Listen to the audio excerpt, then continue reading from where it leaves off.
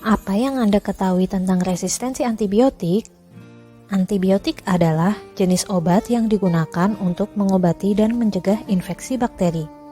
Infeksi adalah masuknya kuman ke dalam tubuh manusia sehingga dapat menimbulkan berbagai gangguan kesehatan.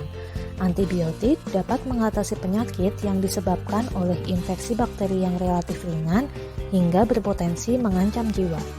Ada berbagai golongan antibiotik yang ditujukan untuk pengobatan berbagai jenis bakteri yang berbeda.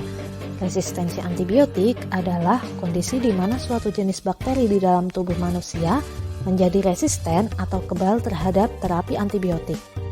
Resistensi ini dapat berkembang secara alami atau diakibatkan oleh penggunaan antibiotik yang tidak tepat. Penggunaan antibiotik yang tidak tepat dan penyalahgunaan antibiotik adalah penyebab umum resistensi antibiotik di masyarakat. Berikut beberapa perilaku yang dapat mencetuskan resistensi antibiotik. Yang pertama, penggunaan antibiotik untuk infeksi non-bakteri. Tidak semua penyakit infeksi disebabkan oleh bakteri. Misalnya pada flu dan pilek serta diare ringan pada anak yang biasanya diakibatkan oleh infeksi virus. Kedua, putus obat. Lama terapi antibiotik harus sesuai dengan rekomendasi dokter.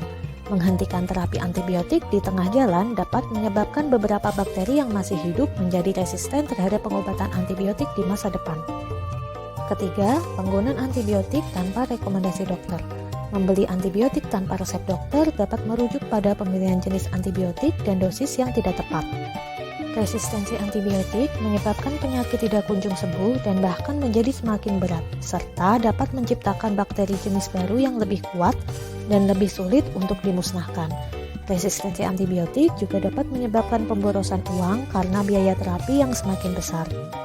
Resistensi antibiotik dapat kita cegah dengan metode 3D. Yang pertama, hanya gunakan antibiotik setelah berkonsultasi terlebih dahulu dengan dokter. Yang kedua, konsumsi antibiotik dengan mengikuti dosis sesuai petunjuk dokter. Dan yang ketiga, antibiotik harus dihabiskan sesuai petunjuk dokter.